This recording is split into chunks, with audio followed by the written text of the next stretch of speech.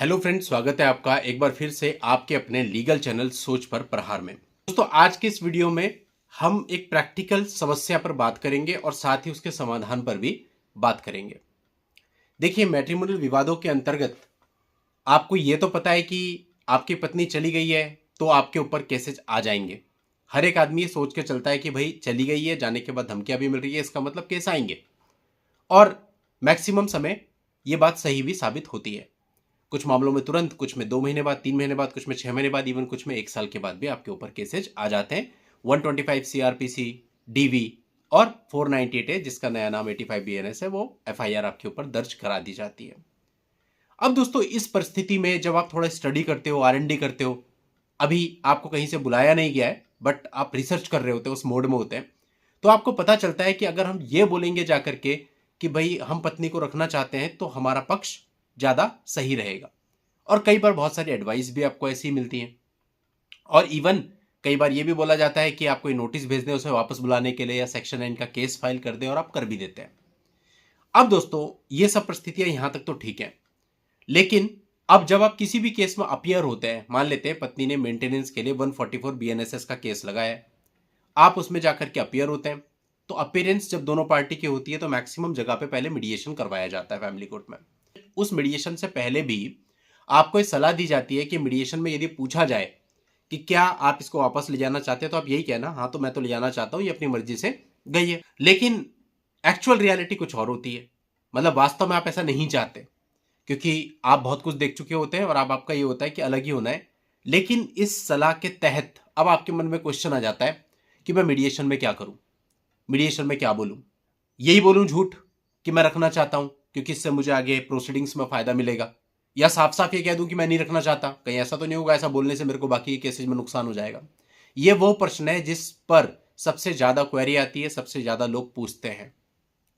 अब दोस्तों, ऐसे मामले में जहां आप एक्चुअल में नहीं रखना चाहते लेकिन आपको सलाह मिली होती है कि आपको बोलना चाहिए कि मैं रखना चाहता हूं, तो मेरा ये कहना है, मीडिएशन में जाइए, मीडिएशन में जाके उनकी बात सुनिए। और अगर ये प्रश्न आपके साथ आता है कि भाई आप इसको रखना चाहते हो नहीं, तो आपने यही कहना, मैं तो हमेशा से इसको रखे हुए था, जब ये गई तो अपनी मर्जी से गई।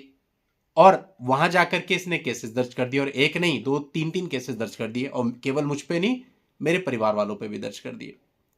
तो जब हमने आज तक कुछ किया नहीं, इतने झूठे केसेज आ गए, तो अब हम इसको दोबारा वापस रखेंगे तो क्या नहीं हो सकता है हमारे साथ।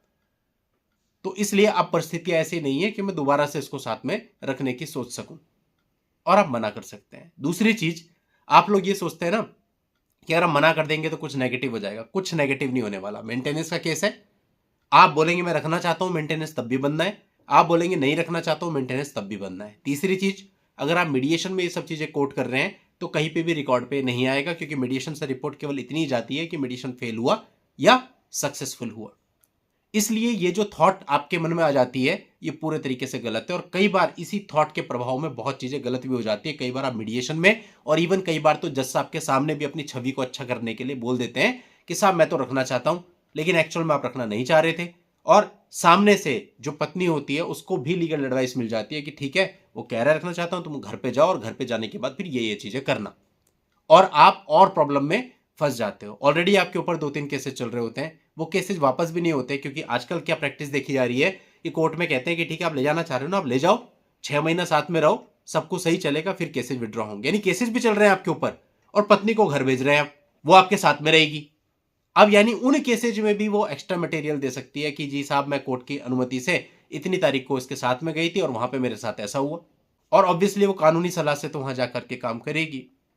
और एक और जो सबसे बड़ा मैटर होता है घर पे कब्जे वाला, कि भाई एक बार तो चली गई थी, ठीक है, अब वो वापस घर में आ गई और उसके बाद कब्जे वाला सीन क्रिएट कर दे। उसमें आपको पता है कितने सारे ऐसे केसेज आते हैं, कितने सारे जजमेंट आते हैं जहां हस्बैंड को कोई रिलीफ ही नहीं मिल रहा है, जबकि जो घर है वो उसकी माता या पिता के नाम पे है और उन्होंने अपनी कमाई से ले रखा है, फिर भी सीनियर सिटीजन बाहर रेंट पे रहने को मजबूर है।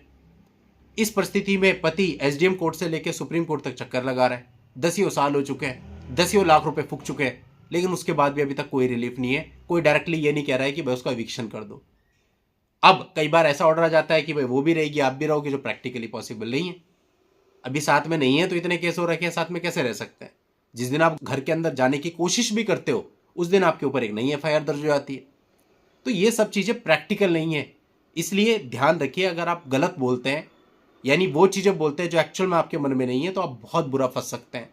तो सीधा सीधा कहीं पे भी आपका मीडिएशन हो रहा है, चाहे वो हाई कोर्ट में हो रहा है, चाहे वो फैमिली कोर्ट में हो रहा है, चाहे वो कोर्ट डायरेक्टली आपसे पूछ रहा है, आपको यही कह रहा है साहब आज परिस्थितियां ऐसी नहीं है कि मैं साथ में रह सकूं। अब तो जो मुकदमे मेरे ऊपर हुए हैं ये मैं मेरिट पे लड़ना ही प्रेफर करूंगा, वो ज्यादा अच्छा है। वो जमाने लग गए अब, जब पति ये कहता था मैं साथ में रहना चाहता हूं तो उसका मेंटेनेंस नहीं लगता था। वो 15 साल पहले की बात है, आज वो जमाना नहीं है।